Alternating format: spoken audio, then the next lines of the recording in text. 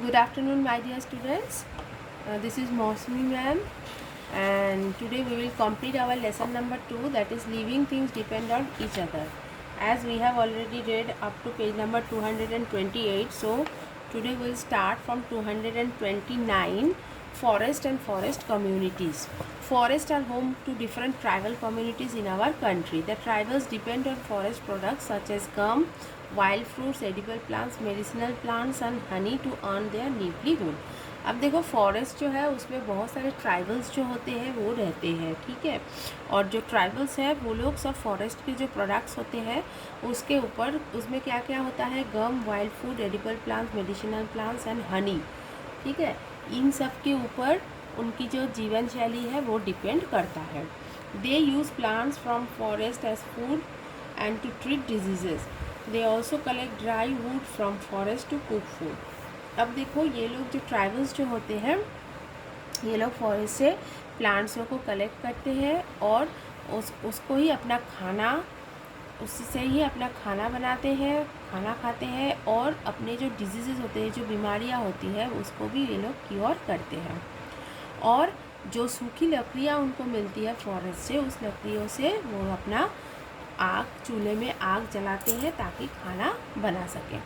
Forest communities are aware that their life depends on forest. They know how to use forest and their products with care. अब इन लोगों को क्या होता है ना, इन लोगों को पता होता है कि इनका जो जीवन है यह पूरा ही फॉरेस्ट के ऊपर डिपेंड होता है, इसलिए ये लोग फॉरेस्ट को और फॉरेस्ट की जो मिलने वाली चीज़ें हैं उनको कैसे संभाल के यूज़ करना होता है ये उनको बहुत अच्छे से आता है। In Indian tradition many plants and animals, for example the peepal and the banyan trees, peacocks, cobras and chinkaras, a kind of deer are worship. Such practices have protected plants and animals. अब देखो हमारा जो इंडियन ट्रेडिशन है इसमें क्या होता है ना, हमने बहुत सारे प्लांट्स और एनिमल्स को क्या करते हैं, प्लांट्स और एनिमल्स का पूजा करते हैं। उसमें आता है बैनियन ट्री, मतलब जो बरगद का पेड़, फिर पीकॉक्स, मोर, कोबरास, चिंकारा होता है एक टाइप का हिरण, ठीक है ना, इन सब का पूजा होता है।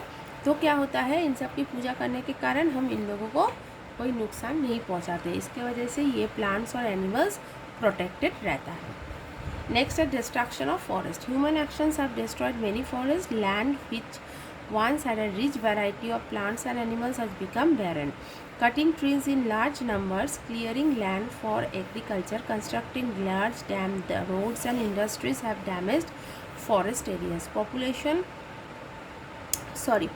of air, water and soil has also affected forest. As a result, many plants and animals living in forest have been harmed. अब देखो क्या बोल रहा है कि जो हम इंसान जो है ना, हमारा कुछ ऐसा काम, हम जो ऐसे कुछ काम करते हैं जिसके वजह से फॉरेस्ट बिल्कुल ही ख़राब हो रहा है, डिस्ट्रॉयड हो रहा है, मतलब पूरा ही फॉरेस्ट ख़राब हो रहा है।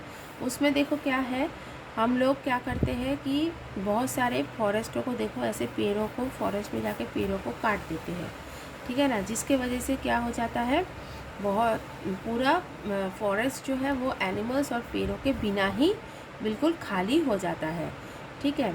और इसको क्यों काटते हैं, ताकि हम उस ज़मीन पे खेती कर सके, कंस्ट्रक्शन ऑफ डैम्स बना सके, रोड और इंडस्ट्रीज़ बना सके। इन सब को बनाने के लिए हम फॉरेस्ट को बिल्कुल ही डैमेज कर देते हैं। और pollution of air, water and soil, और ज़मीन का पॉल्यूशन, एयर और वाटर का पॉल्यूशन की वजह से भी ये जो फॉरेस्ट है, जंगल है, वो बिल्कुल ही अफेक्टेड होता है। इसके वजह से भी ये फॉरेस्ट अफेक्टेड होता है, मतलब उसमें भी उसका नुकसान होता है। As a result many plants and animals living in forest have been harm. और इसमें ही क्या होता है, जो प्लांट्स और एनिमल्स फॉरेस्ट में रहते हैं उन सबको भी बहुत नुकसान पहुंचता है। Certain animals and plants are disappeared from some region. The cheetah, which is common in many parts of India, does not live in India anymore. Lions lived all over India. Today they are found only in the Gir forest in Gujarat. अब देखो इसके लिए क्या होता है कि हमारे जो फॉरेस्ट है उसमें से कुछ प्लांट्स और एनिमल्स, जानवर बिल्कुल ही गायब हो चुके हैं, जैसे कि चीता।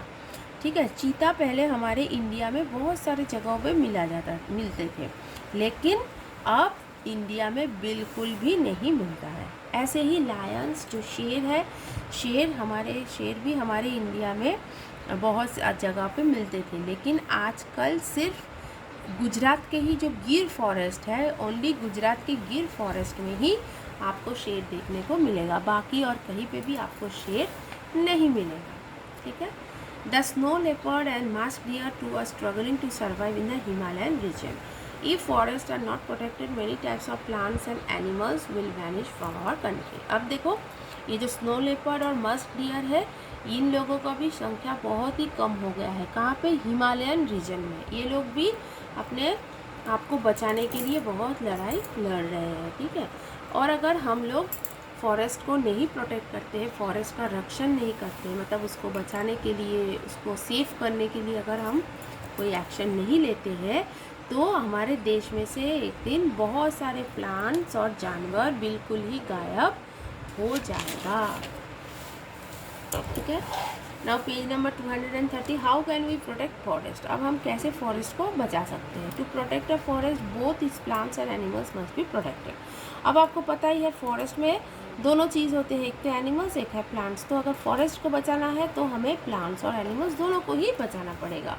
Trees should not be cut in large numbers for wood. Clearing forest land for housing or agriculture should not be allowed. Polluting industries should not be allowed to be set up close to a forest. अब देखो, अब हमें trees को बिल्कुल ही नहीं काटना चाहिए, चाहे लकड़ी के लिए हो, चाहे हम घर बनाने के लिए हो, मतलब वहाँ पे हम अपना मकान, अपना घर बनाने के लिए, या फिर एग्रीकल्चर मतलब खेती करने के लिए। ठीक है ना। खेती करने के लिए बहुत बड़े बड़े ज़मीनों की ज़रूरत पड़ती है, तो इन सब कामों के लिए हमको फॉरेस्ट को बिल्कुल भी नहीं काटना चाहिए। वहाँ के जो पेड़ पौधे हैं उनको बिल्कुल ही नुकसान नहीं पहुँचाना चाहिए। और जो इंडस्ट्रीज़, जो फैक्ट्रीज़ पोल्यूशन फैलाता है, ऐसे कोई पोल्यूशन फैलाने वाला फैक्ट्रीज़ को भी हमें फॉरेस्ट के आजू बाजू में नहीं रखना चाहिए, तभी हम फॉरेस्ट को बचा सकते हैं। Some people kill wild animal for sport और फॉर देयर स्किन और horn. This is called poaching. अब देखो, पोचिंग किसको बोलते हैं कि आप लोग देखे होंगे कि बहुत ऐसे लोग होते हैं जिनका शौक होता है, वो क्या करते हैं, जंगलों से एनिमल्स को पकड़ के या कभी कभी जंगलों से एनिमल्स को मार के उसका स्किन, उसका हॉर्न, ये सब का कारोबार करते हैं। या तो कभी कभी जंगलों से एनिमल्स को पकड़ के लेकर आते हैं, फिर उनसे खेल खिलाते हैं। ठीक है ना। तो ये जो तरीका है, इसको हम बोलते हैं poaching. The government has made laws against killing wild animals. Forest regions of our country are protected by the government. The protected forest region are known as wild life park और वाइल्ड लाइफ सेंचुरीज। ठीक है। तो अब क्या हुआ कि जो हमारे देश के जो सरकार है, गवर्नमेंट है, उन्होंने बहुत सारे ऐसे नियमें बना के रखा है। किस लिए? ताकि हम वाइल्ड एनिमल्स को ना मारें। और forest regions of our country are protected by our government. और फॉरेस्ट के जो पूरा इलाका है वो हमारा सरकार ही पूरा प्रोटेक्ट करता है, उसको प्रोटेक्शन देता है। ठीक है। और ऐसे ही जो सरकार प्रोटेक्टेड फॉरेस्ट है, उनको ही हम वाइल्ड लाइफ पार्क या वाइल्ड लाइफ सेंचुरीज के नाम से ही जानते हैं। ठीक है। अब आओ जो page number 231, that is project tiger. अब देखो हमने कैसे बचाया है। India is one of the few places in the world where tigers live in the wild.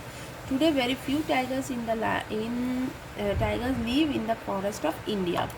This is because forests have been damaged and tigers are killed for their skin, bones and claws.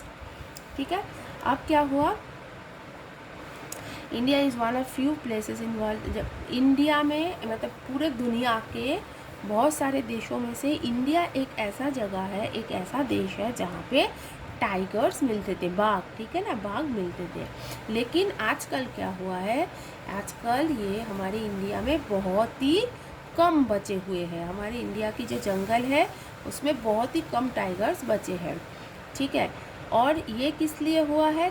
इसलिए कि हमने forest को पूरा ही ख़राब कर दिया और tigers को वो लोग मार देते थे उसका स्किन, उसके बोन्स और उसके क्लॉज के बिक्री के लिए। ठीक है ना। The government of India has undertaking a project to protect tigers, it is called project tiger. अब देखो हमारे देश का जो सरकार है, इंडिया गवर्नमेंट है, उन्होंने एक प्रोजेक्ट बनाया था किस लिए, ताकि हम इन बाघों को प्रोटेक्ट कर सकें। इस प्रोजेक्ट का ही नाम है project tiger. Under this project forest where tigers live are protected and looked after by the government. Such forests are called tiger reserves। ठीक है ना। अब इस प्रोजेक्ट के अंदर क्या होता था, क्या काम होता था कि सरकार इस प्रोजेक्ट के अंदर जो टाइगर्स थे, जो बाघ थे, उनको प्रोटेक्शन देते थे और उनका देखभाल भी करते थे। ठीक है ना। और ऐसे ही प्रोजेक्ट्स फॉरेस्ट को, जिस फॉरेस्ट में ऐसे टाइगर्स को रख के सरकार उनकी देखभाल करता है, उसका देख करता है, ऐसे फॉरेस्ट को हम टाइगर रिजर्व्स बोलते हैं। Nobody is allowed to kill animals और cut trees going in this forest. और ऐसे जगह पे, ऐसे रिजर्व्स में किसी को भी एनिमल्स को मारना या ट्रीज़ को काटना बिल्कुल ही अलाउ नहीं है। यहाँ पे सरकार की तरफ से ही पूरा मना है कि आप यहाँ पे कोई पेड़ पौधों को भी नहीं काट सकते हो या यहाँ पे कोई सा भी जानवर को आप नहीं मार सकते हो। ठीक है। अब देखो एक माई प्लेज है, we should protect wild life, hence I will not use things made of animal skin, leather, elephant tusk, coral और medicine that use animal parts. ठीक है ना। अब हमको एक ओथ लेना पड़ेगा, एक शपथ लेना है कि हम भी वाइल्ड लाइफ को बचाएंगे, है ना।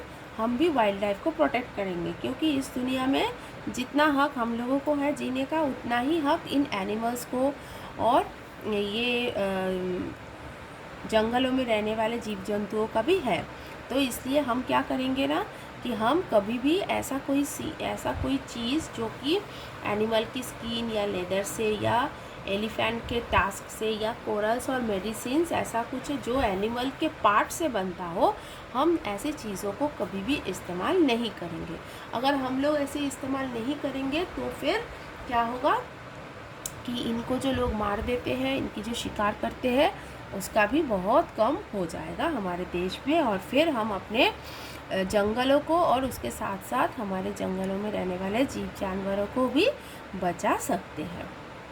Okay student, so here it is complete, our lesson is completed here. So if any doubt, any question, you may ask me in our next class. So till then, take care everyone, see you in the next class, have a nice day, bye bye.